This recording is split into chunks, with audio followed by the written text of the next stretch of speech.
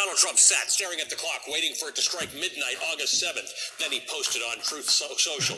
It's midnight. Billions of dollars in tariffs are now flowing into the United States of America. All caps, exclamation mark. After 4 delays in 4 months and a dizzying array of adjustments, President Trump's sweeping tariffs took on over 90 countries, took effect this week, with most foreign goods now facing a baseline 10% tariff and an average tariff rate of over 17%, which is the highest since the Great Depression. So far, Trump's tariffs have only moderately contributed to inflation, with many companies that import the goods absorbing the cost for now.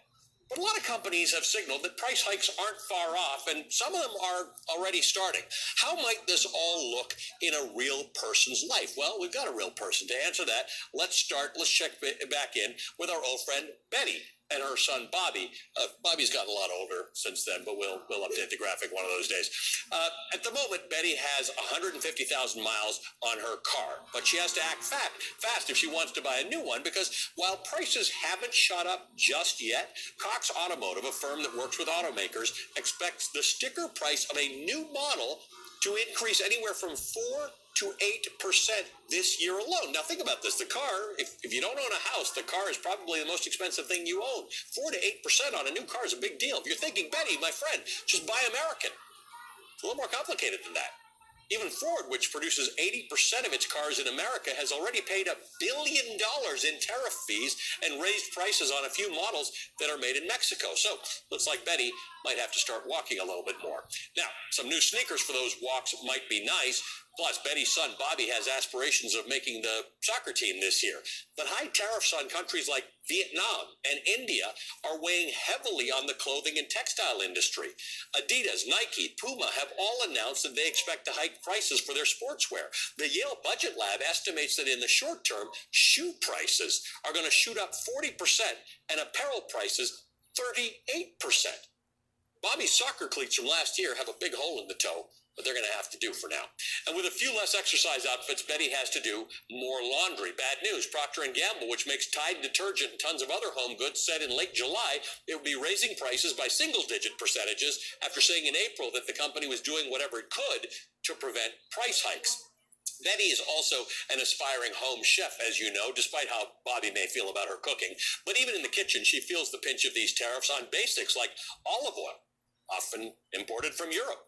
That's also expected to cost more. And the Brazilian coffee she likes is going to run a few extra dollars because we now have a 50% tariff on Brazil. Worse yet, she can hardly afford to drink away the pain. Tariffs are threatening to raise the price on everything from Irish whiskey to wine from Spain, even on the aluminum that comes from Mexico and is used to make beer cans. For years, this interconnected global economy got Betty the basic consumer goods and cheap prices that she's enjoyed. The president has had his say. That's not going to happen any longer. All right, I want to talk a little more about this, more on how Trump's newest tariffs are going to affect you and me. I'm joined by Caleb Silver, editor-in-chief of Investopedia. Let's go over and sit down and talk about how some of these tariffs are going to affect people. The first point we made, Caleb, is that not everybody's passed them on just yet. Scott Bessent was on TV saying the importer will pay it, and then it's a choice as to whether they pass it on or not. The companies can only make that choice for so long. Yeah, and we've heard from companies like Walmart who have said, look, the margins are so thin in retail, we have no choice but to pass a lot of those costs on, and they will, but it does depend on where the product is actually finished. That's a big deal, and who's going to pay that tariff? We've heard reports from Goldman Sachs and others that companies and countries are picking up the bill right now before the goods get to the United States. That's not going to last long because it's going to be a trade-off, Ali, between profit margins, which are so important to public companies, and how much they can afford in terms of price elasticity and how much we're willing to pay as consumers before we tap out. So the conversation about profit margins, we're talking about Procter & Gamble or Best Buy or Nike or Walmart, that's very different from small businesses in America that import things. Right. They have no lobbyists. They have no say in the matter. Right, and there's the president also got rid of the de minimis exemption for products that are $800 or less. So many small businesses depending on those smaller imports just to run their small businesses, whether it's components or finished products. So a lot of people, consumers, small businesses, big enterprises, kind of left out here wondering what's going to happen. And the reality is prices are going up. Let's talk about how you hedge against this. We were just talking about cars. Hard to know. What are you supposed to do? If you're Betty and you need a new car, what do?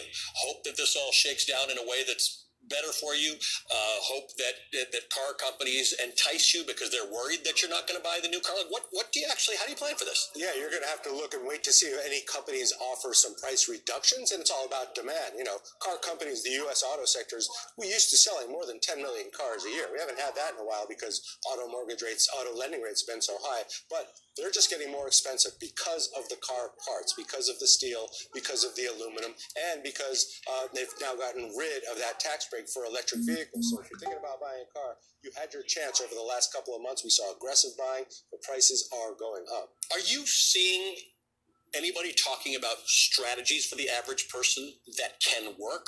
Because inflation's a tricky thing. Inflation's a tricky thing, and inflation as it relates to tariffs are a tricky thing because you've got to calculate what the company's going to do, how this is all going to go down. A lot of things like eggs, bananas, coffee, you can't stockpile. Right. But what is there a strategy that works here? Yeah, and some companies and some families have been stockpiling in advance. We saw a lot of aggressive retail buying activity over the past couple of months, certainly in the auto sector, but you look across electronics and other sectors, we were buying things maybe we didn't need because we thought prices were going up. So you see that, you certainly see it on the small business side, but there's already so many unknowns. There's threats of tariffs against semiconductors as high as 100%.